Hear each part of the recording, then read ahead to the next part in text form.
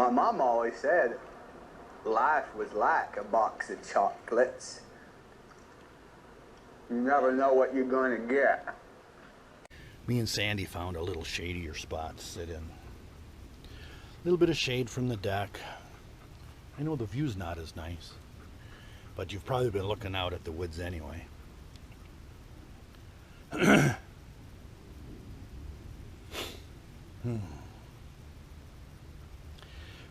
So, I'm going to do a little quick video here. And I want you to think about what this philosopher is saying and how it connects up to those things that you do on a daily basis, that we all do, really, right? Human beings are such strange,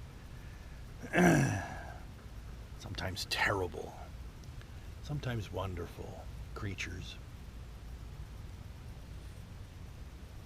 Seneca says, "You act like mortals in all that you fear, but act like immortals in all that you desire."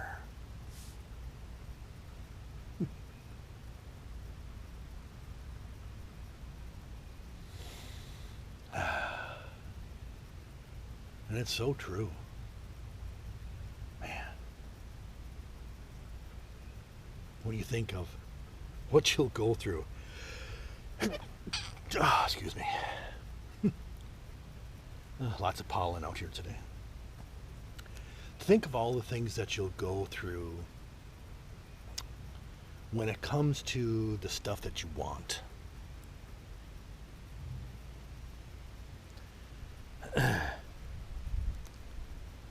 But if it's something that you fear, you'll find 100 reasons to shy away from it and not do it.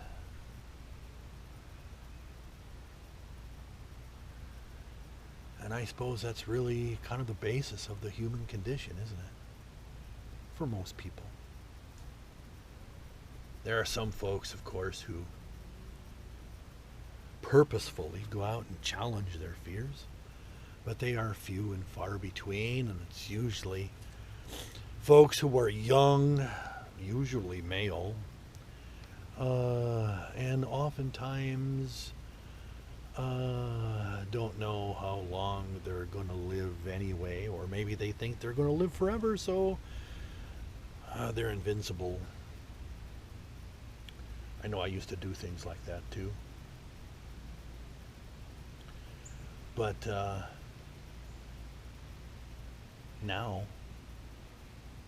you know, on the backside of 50, I'm more inclined to focus on those things that I desire. And I often don't even, if I have something out there that I fear, I'm like, whatever, I'll turn the other direction. Why even deal with it?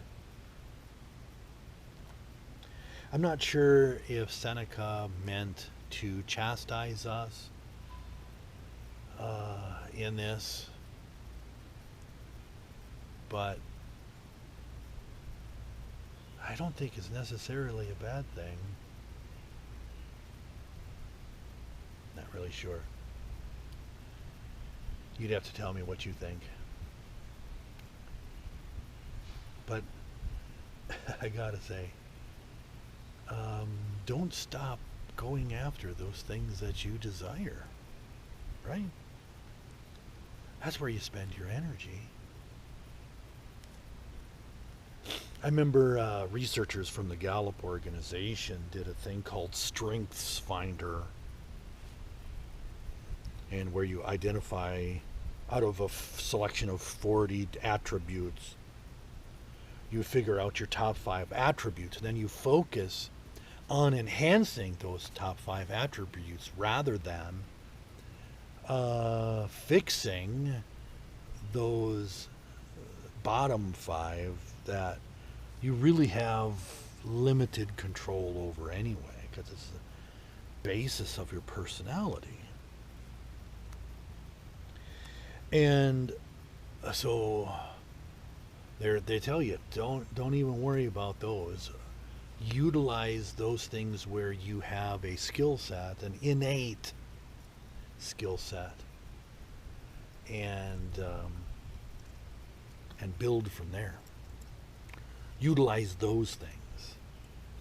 And I'm wondering if it wouldn't be a bad thing if we utilized desire in order to help us accomplish the things in life that we need to do, rather than existing out of fear, which so many people seem to do. I've done that so often in my life, getting to this point. Fear of paying the bills, fear of losing a job, fear of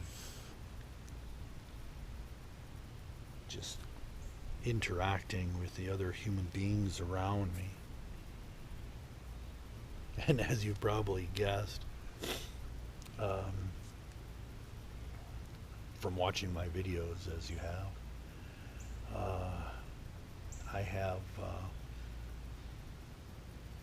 there's a cardinal. Just came to visit. Oh, two.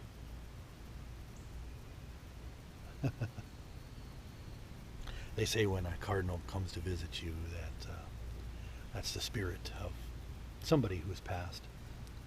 And I just had two cardinals fly past, and I'm hoping that's, you know, my two brothers who have passed, stopping in, saying hi.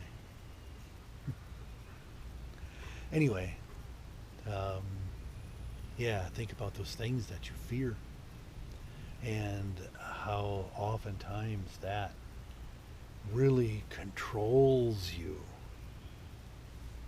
You would do so many more interesting and wonderful things if you weren't focused so much on your fears.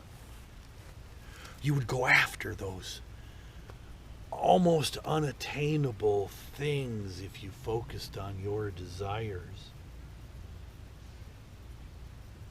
So even though it seems that Seneca is admonishing us a little bit here, I'm turning it around and saying that it's not a bad thing. I hope that you live your life outside of fear. A little bit, of course, is not a bad thing. But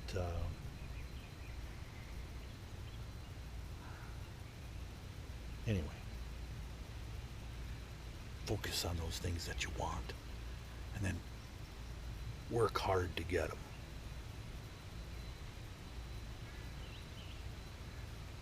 The basis of freedom, I think. Anyway, I suppose I'll let you go. I'll chat with you later. Bye.